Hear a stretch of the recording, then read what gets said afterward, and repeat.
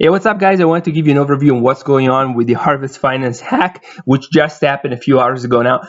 I know most of you are liquidity providers in Uniswap. You're probably following this channel because you use Uniswap ROI to track your liquidity. Now, if you happen to check uniswap.info this morning, you saw that there was a huge spike in volume. We were used to have maybe 100, 200, 150 million worth of liquidity per day exchange on Uniswap, and last night it was $2 billion, which is an increase more than 1,000%. Now, if we look at the pools, the pairs that were affected, it's basically went all through USDC Ethereum, which had 900 million of liquidity of volume, and then Ethereum USDT with $1 billion of volume in 24 hours, which, by the way, generated pretty much $3 million worth of fees in both pools. So this is pretty crazy considering that these were generating only 24 hours. So it's a huge spike. And you may ask, what's going on here? Now, the answer is really to be found in the Harvest Finance exploit. There was a hack. There were $24 million, at least to this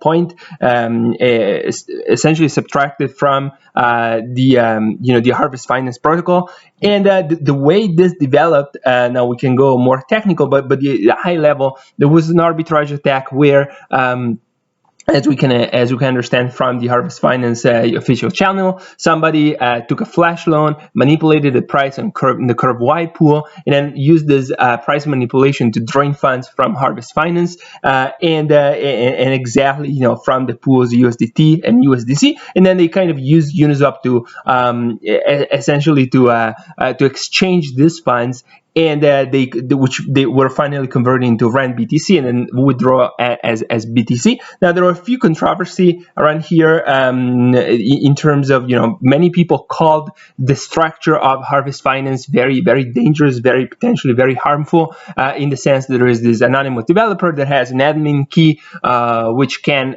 take action on the funds of the users. One particular proponent of kind of investigation around this topic, even whatever last week and a few weeks ago, it was Chris Black, and so who I, by the way, I recommend to follow. Is great content.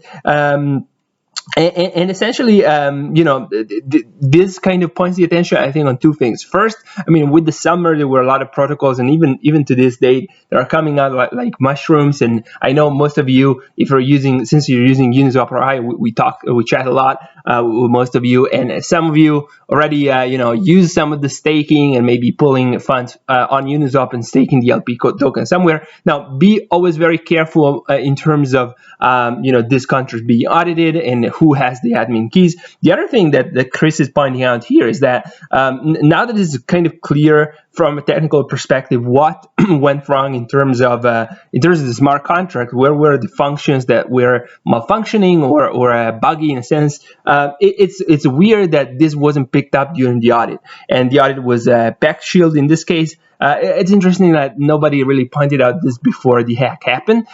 So whatever, something to consider for the future. Now, meanwhile, the price of farm kind of plummeted pretty much. Was trading at $200, $230, and now it's kind of $90, so it's minus 60%. We'll see what happens. I'll keep you, I'll continue to update as the situation evolves on Twitter. So if you want to stay updated, follow me on at Federico Nitidi on Twitter. And otherwise, if you are providing liquidity on Uniswap and you want to follow what's going on, use uniswaproi.com. It's a platform that allows you to really track your liquidity, see it visually, see the fees, the various contribution, and kind of really inform your decision making when it comes to your Uniswap liquidity and investment. You will also find the contacts here in the platform to connect directly with me, either on Telegram or on Twitter. So feel free to comment if you and get in touch if you have any question, feedback, or thoughts around Uniswap or in general what's going on with DeFi. This is kind of what I wanted to tell you. I'll keep you posted on what's going on. If you have any news, also feel free to send them to me. And until next time, have a great one. Have a great week, guys. Talk soon.